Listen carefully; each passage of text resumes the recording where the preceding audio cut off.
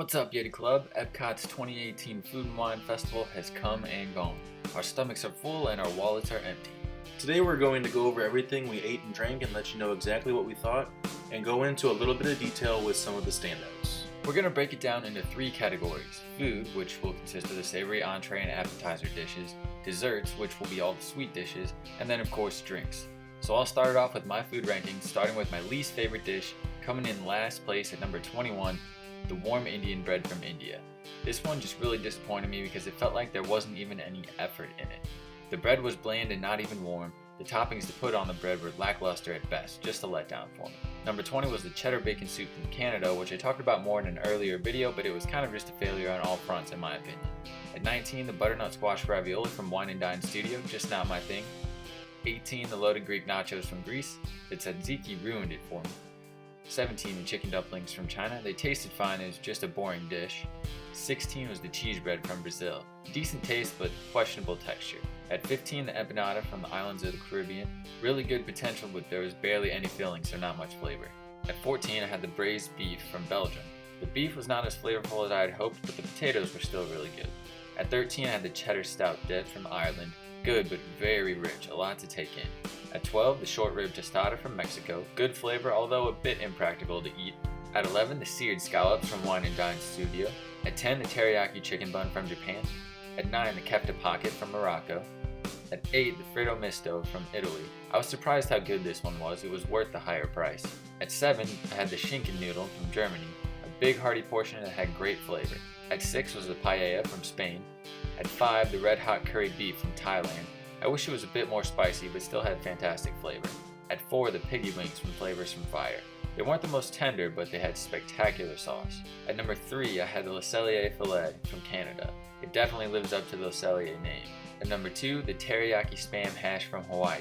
This might be the biggest surprise of the festival for me. I feel like people are scared of spam, but this was incredible. And coming in at number 1, the scallops from Coastal Eats. There were so many different flavors, all executed so well, blending perfectly. It was one of the first things I tried, but it held to the top spot for the whole festival.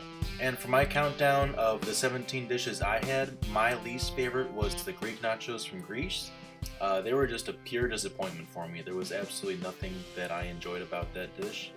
Coming in at number 16 is the warm Indian bread from India. Lots of components, but nothing worth remembering. At 15 was the duck bao bun from China. Just tasted like straight up poison. Number 14 was the ropa vieja empanada from Islands of the Caribbean. At 13 was the sweet and spicy bushberry shrimp from Australia. I still don't know what a bushberry is. Number 12 is the shrimp quesadilla from Mexico. Number 11 is the beef brisket poutine from Refreshment Port. Unfortunately, I don't think it's worth the price, which is sad given how much I love poutine. Coming in at number 10, Taste of Greece. At least it was a lot better than the nachos. At number 9 is the loaded mac and cheese from Active Eats. It was tasty but not that loaded, and all I could really taste was bell pepper. Coming at number 8 is the venison sausage from New Zealand. At number 7 is the escargot from France, which was a lot better than I expected. At number 6 was the braised beef stroganoff from Cheese Studio.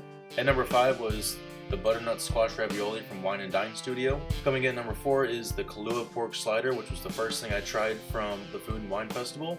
Now for the top 3, it starts off with the cheddar stout dip from Ireland. If you love cheese, you will definitely love this.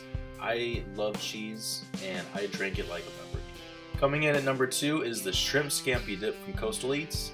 Incredibly close call, almost got number 1. It was near perfect, but I have to say number 1 had to be the lobster roll from Hops and Barley.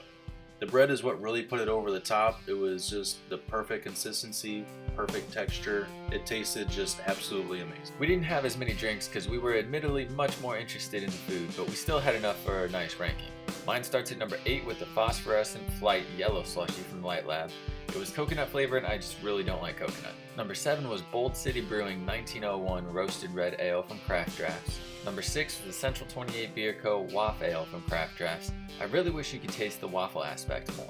And number 5 was the Phosphorescent Flight Purple Slushy from Light Lab. Number 4 was the Florida Beer Co. Passport Triple Chocolate Milk Stout from Craft Drafts. I could actually taste the nice chocolate flavor in this one, which doesn't happen much for me in stouts. Number 3 was the Phosphorescent Flight Blue Slushy from Light Lab. Number 2 was the Moscato from Italy.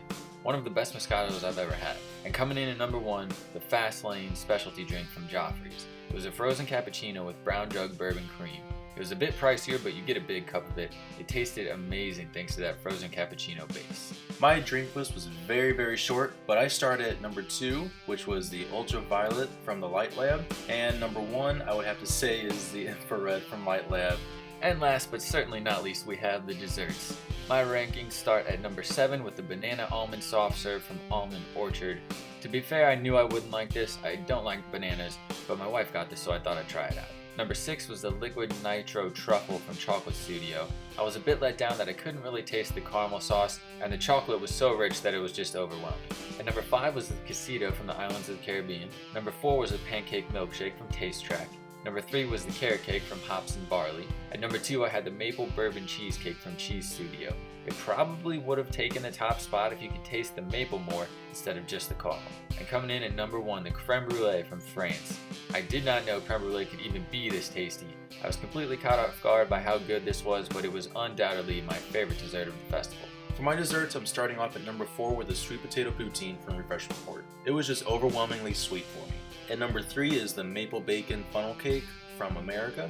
At number 2 was the Belgian waffle with the berry compote from Belgium. It was pretty much exactly what I expected. And coming in at number 1 was the chocolate picante from Flavors from Fire. It had a very complex combination of flavors that I had never had before, and it still worked really well together. So that was our experience with the 2018 Epcot Food and Wine Festival. We had a blast all festival long and already can't wait for next year's. Thank you guys for watching. Make sure to like and subscribe. And until next time, hoist the colors.